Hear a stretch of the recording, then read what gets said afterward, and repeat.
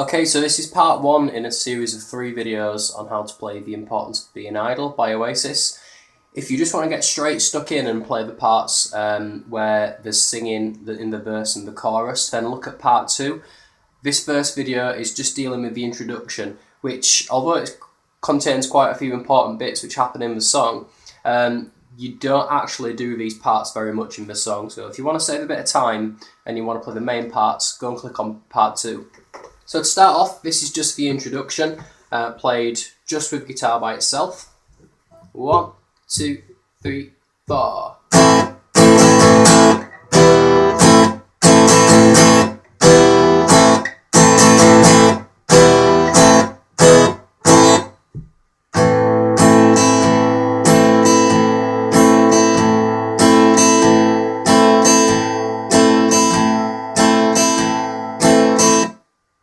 Okay, so to play the introduction, you've got 2 chords, A minor, E minor, and then there's also E major towards the end. The main part you need to try with this is when you're switching between A minor and E minor, try and leave your second finger on the D string. That's if you're following the traditional fingers for both of these chords, which are A minor, 2, 3, 1, and E minor, your first and second finger. So to switch between A minor and E minor, try and leave your second finger on the D string for both chords. Now towards the end, when you do A minor, E major, A minor, you need to try and keep the same fingers in the same pattern. The only difference is when you play E major, move your fingers up a string each. A minor, E major, A minor. Now the other interesting part about the introduction and a lot of different parts in this song is you're playing some triplets in the strumming. Now if you're looking at the tab which I've written, you'll see that there's a little 3 above some of the groups of strums. Now the 3 is called a triplet, and what it means is you're going to fit 3 strums into one beat.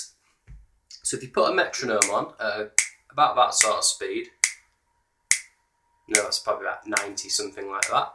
A triplet is going to be 3 strums over that beat. Triplet, triplet, triplet, triplet. There's loads of different ways to strum this on the guitar. The easiest way I think to get into it is to do down, up, down, like that. Down, up, down, down, up, down, down, up, down. So your strumming directions for each bar of the introduction should sound like this. Down, down, up, down, down.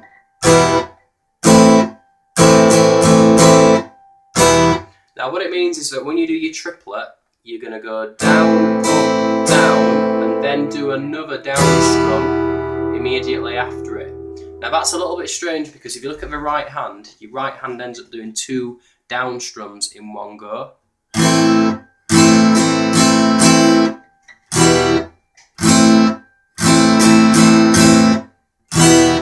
the reason why that is happening is because we're going down, up, down. We're alternate strumming the triplet. Now you can do an up strum immediately after it, like that, which is probably what you're going to find more natural, but it's harder to get the triplet there because you're using a more familiar strumming pattern to do something which is different. Now if you try and do down, up, down, down, like I've suggested, it also means that you get the next strum which is on your A minor. It means you do that on a down strum, which also makes it easier to accent it and get it louder on the beat. Like this.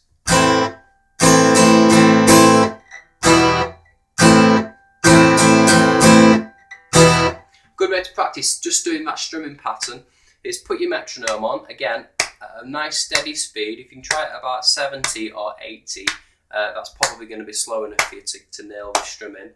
And try this exercise. Just cover up your strings, or you can even use an A minor chord, and just strum the down, up, down, down.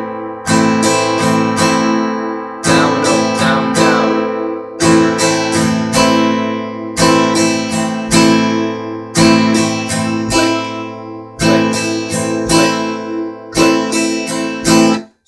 be getting the click landing on these louder strums.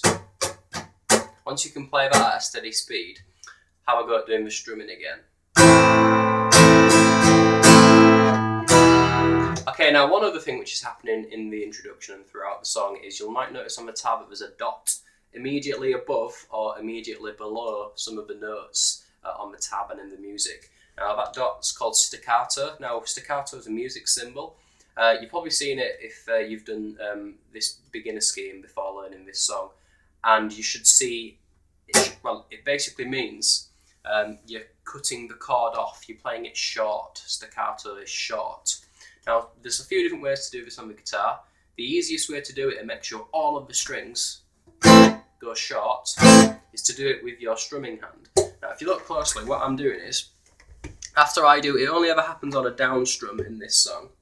After I do the down strum, I'm letting the palm of my hand, this part of my hand, just drop onto the strings. If you've done any songs before with palm muting in, you should be quite familiar with where your hand has to fall onto the strings to palm mute them. Now when you're doing this as a staccato, it doesn't matter where your hand drops on the strings. It can be here or here. It still cuts the strings off. What is important is where your pick and your thumb ends up when you do the staccato, when you cut the chord off. What you mustn't do is this. You mustn't let your pick and hand stay at the bottom like this. Now what that means is when you want to strum again after doing your staccato, if I play the introduction and if I drop my pick down, you see you've got to bring your pick back up again to strum. Very good. That makes it very hard to do. So you've got to practice putting the staccato on with your pick back to its natural resting position. Okay, so look carefully on the tab. You can see that there's a dot above the first A minor strum, and then the one immediately after the triplet.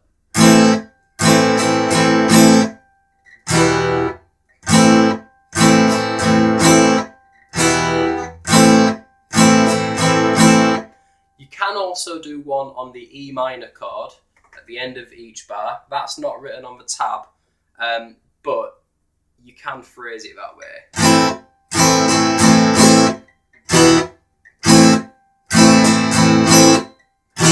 To start off with, it's better just concentrating on putting them on the A minor chords.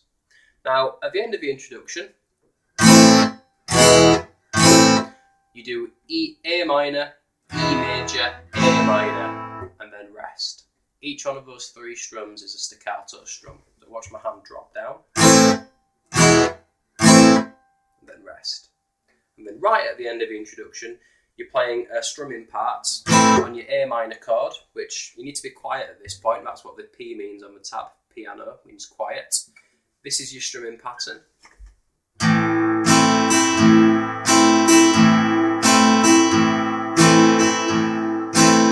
And with your strumming directions, 1, 2, 3, 4. Down, down, up. Down, down, up. And what you should be aiming to do with this is, when you're strumming your strings, for the first strum, which is a down, try and hit the lowest string in the chord and one or two other strings below it. So that's going to be your A, that's the most important string, the A string, the D and the G. And then for your next two strums, for the down up, try and hit roughly the higher strings in the chord.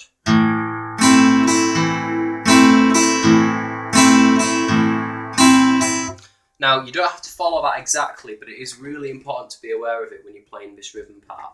If you just hit all of the strings, it's not going to have the same sort of sound as breaking it up into different parts. Just compare the difference. This is hitting all of the strings.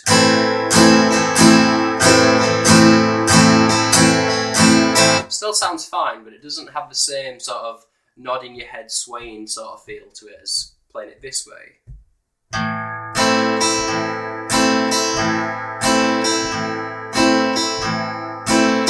That second method's more effective because when you hit the bass note, the lowest note in the chord, every other time, it gives it this sort of that sort of groove.